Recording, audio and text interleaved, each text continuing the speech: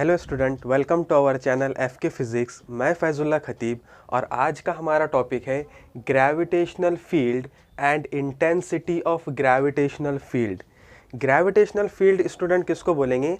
अगर आपको पता होगा कि फील्ड का जो वर्डिंग मीनिंग जो रहेगा, उसके लफ्ज़ी मायने जो रहेंगे, तो उसका मीनिंग होता है मैदान। तो एक्चुअल में यहाँ पे कोई मैदान नहीं है। ग्रेविटेशनल फील्ड का कंसेप्ट ऐसा है कि ये एक इमेजिनरी रीजन है। आपके पास में अगर कोई मास है, फॉर एग्जांपल आपके पास एक बहुत बड़ा मास है, तो हमने ये प्रॉपर्टी पढ़े हैं कि अकॉर्डिंग टू न्यूटन्स किसी भी मास के अराउंड एक ऐसा रीजन तैयार होता है या वो एक ऐसा फोर्स प्रोड्यूस करता है जो दूसरे मास को अट्रैक्ट करेगा, यानी वो ग्रेविटेशनल फोर्स को इमिट कर सकता है या ग्रेविटेशनल फोर्स को प्रोड्यूस कर सकता है। ठीक है, तो इसके डेफिनेशन को हम लोग ऐसे बता सकते हैं कि किसी भी मास के अराउंड ऐसा इमेजिनरी रीजन जिसके अंदर अगर हम लोग एक्सटर्नल यूनिट मास को एंटर करें तो एक्सटर्नल यूनिट मास ग्रेविटेशनल फोर्स को एक्सपीरियंस कर सकता। ठीक है, तो इस रीजन को हम लोग बोलेंगे ग्रेविटेशनल फील्ड। सबसे पहले हम लोग इसका डेफिनेशन लिखने जाएंगे। इसका डेफिनेशन आप लोग ऐसे लिख सकते हैं, the region around a mass, the region around a mass, और यहाँ पे मैं नोटेशन लिख देता हूँ कैपिटल एम। ठीक है, ये बहुत बड़ा मास है, हमने ऐसा अज्यूम किए। The region around a mass M in which external unit mass, अब यूनिट मास को मैं स्मॉल m से रिप्रेजेंट करूंगा। External unit mass experience a gravitational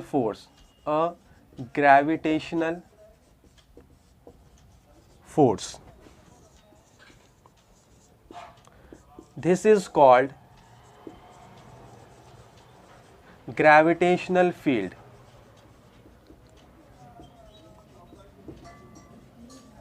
This is called gravitational field. Clear student? ये जो डेफिनेशन है बहुत इजी लैंग्वेज में है, आप लोग इसको आसानी से समझ सकते हैं। द रीजन, यानी जिसको हम लोग फील्ड बोलेंगे, वो एक रीजन है, एक एरिया है। The region around a mass in which external unit mass small m experience a gravitational force, this is called gravitational field. Means this region is called as gravitational field. इसको समझने के लिए मैं एक diagram बनाऊंगा। जैसे आप लोग अज्यूम कर लो कि मेरे पास एक बहुत बड़ा मास है जिसको मैं कैपिटल एम से रिप्रेजेंट करूंगा। इस मास का जो मास है वो कितना है? कैपिटल एम है।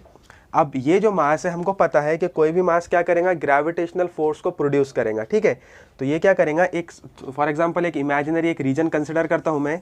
ठीक है, ये एक रीजन है। ठीक है, इस पार्टिकल का, इस मास का, यानी इस रीजन के अंदर अगर कोई पार्टिकल आता है तो ये जो मास है उसको अट्रैक्ट करेगा बाय ग्रेविटेशनल फोर्स। ठीक है, अब मेरे पास एक स्मॉल मास है जिसको हमने स्मॉल m से रिप्रेजेंट किए, या इसी को हम लोग बोल सकते हैं यूनिट मास। इसी को क्या बोलेंगे? Unit mass.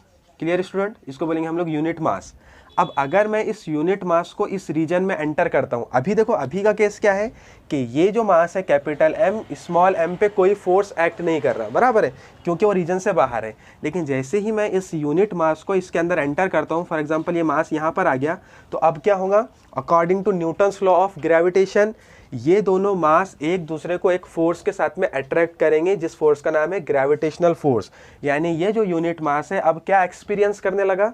इसके ऊपर एक फोर्स एक्ट होने लगा जिसका नाम है ग्रेविटेशनल फोर्स। जिसका नाम क्या है? Gravitational force. तो जिस रीजन के अंदर ग्रेविटेशनल फोर्स इस पार्टिकल पर एक्ट होगा उस रीजन को हम लोग बोलते हैं ग्रेविटेशनल फील्ड। आई होप आपको ये कॉन्सेप्ट क्लियर हो गया होगा। अब हम लोग आगे बढ़ेंगे इंटेंसिटी ऑफ ग्रेविटेशनल फील्ड के लिए। ओके स्टूडेंट, अब हम लोग प्रोसीड करने वाले हैं इंटेंसिटी ऑफ ग्रेविटेशनल फील्ड के लिए।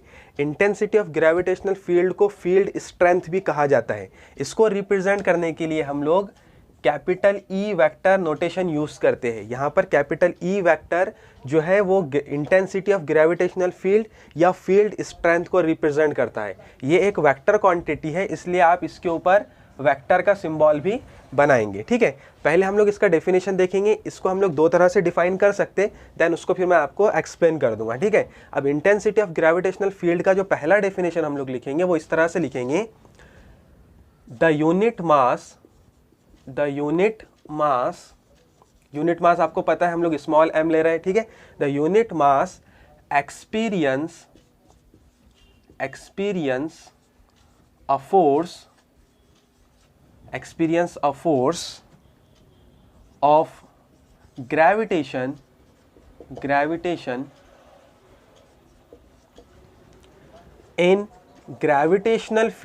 in gravitational field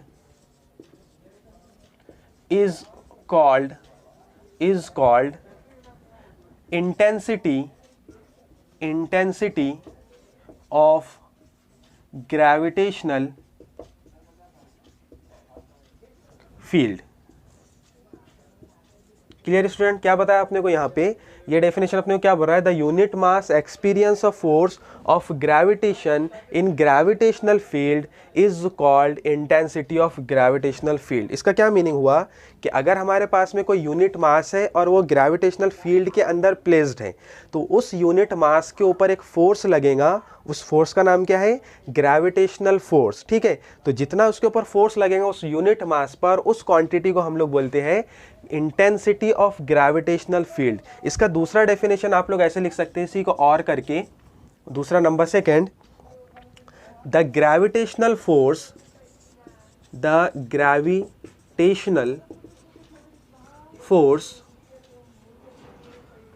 per unit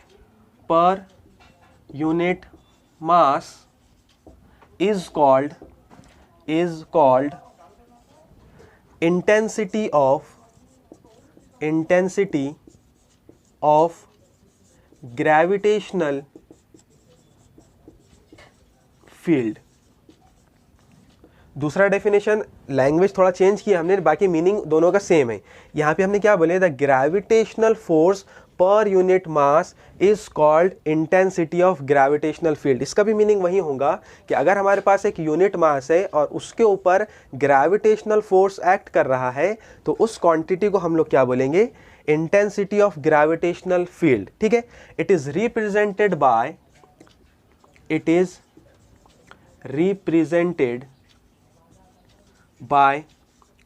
E vector, because E vector यहाँ पे क्यों लिखे हमने, क्योंकि जो इंटेंसिटी है वो वेक्टर क्वांटिटी है। ठीक है स्टूडेंट, अब हम लोग इसके डेरिवेशन की तरफ प्रोसीड करेंगे।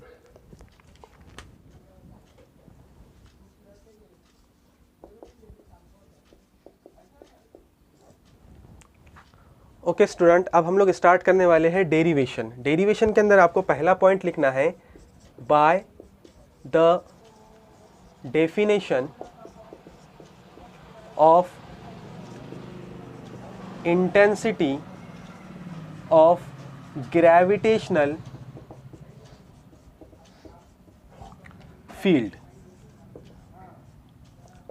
अभी हमने थोड़ी देर पहले इंटेंसिटी ऑफ ग्रेविटेशनल फील्ड का जो डेफिनेशन देखिए, उसके अकॉर्डिंग हमको क्या पता था कि हम लोग इंटेंसिटी ऑफ ग्रेविटेशनल फील्ड को कैपिटल ई वेक्टर से रिप्रेजेंट कर सकते हैं। और इसका जो सेकंड डेफिनेशन जो देखे थे हमने, वो क्या देखे थे, the gravitational force per unit mass is called as intensity of gravitational field. मतलब हमको यहाँ क्या पता है कि हमको लेना क्या है, एफ अपॉन स्मॉल एम। क्यों, क्योंकि यहाँ पे यूनिट मास को हम लोग स्मॉल एम से रिप्रेजेंट करते हैं और एफ जो है वो ग्रेविटेशनल फोर्स को रिप्रेजेंट करेगा। अब क्योंकि ये ई जो है वो वेक्टर क्वांटिटी है, इसलिए हम लोग फोर्स को भी वेक्टर क्वांटिटी लेंगे। अब इनका जो डायरेक्शन है, मतलब इंटेंसिटी ऑफ ग्रेविटेशनल फील्ड का जो डायरेक्शन रहेगा वो फोर्स के ही डायरेक्शन में रहेगा, ये आपने पॉइंट करके रखना। ठीक है, इसको मैं दूंगा इक्वेशन नंबर 1। अब हमको पता है कि जो ग्रेविटेशनल फोर्स है उसका इक्वेशन क्या है, तो हम लोग लिखेंगे by number second point, now from gravitational force,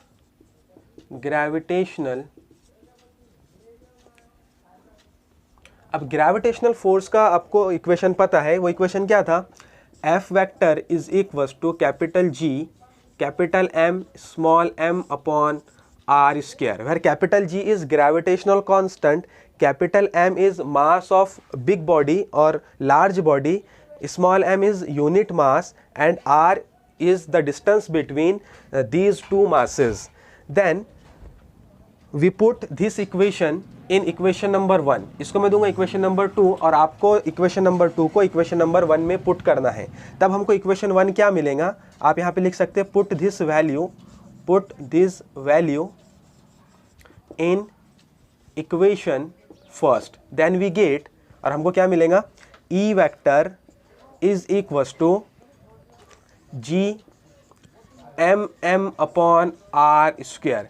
एक चीज़ और नोट करना स्टूडेंट, यहाँ पर हम लोग माइनस का सिंबल भी ले सकते हैं. क्यों? क्योंकि जो ग्रेविटेशनल फोर्स है वो अट्रैक्टिव फोर्स है, यानी यहाँ पर जो निगेटिव साइन रहेगा वो रिप्रेजेंट करेगा कि फोर्स इज अट्रैक्टिव. देन हम लोग यहाँ पर माइनस साइन लेंगे तो यही माइनस साइन यहाँ पर भी आ जाएगा बराबर. अपॉन में अभी हमने क्या किए, सिर्फ f का वैल्यू पुट किए फर्स्ट इक्वेशन में. अपॉन में यहाँ पर m था इसलिए हम लोग यहाँ पे m लिखेंगे. अब m से m को कैंसिल करने के बाद जो रिमेनिंग टर्म रहेंगी उसको आप एज इट इज़ लिख लेंगे. मीन्स रिमेनिंग टर्म हमारे पास क्या रहा, E vector is equals to minus G capital M upon are square. ठीक है, this is our required expression. यानी ये इक्वेशन जो है वो इंटेंसिटी ऑफ ग्रेविटेशनल फील्ड को रिप्रेजेंट करता है. ठीक है स्टूडेंट, ये हमारा फाइनल आंसर है. ओके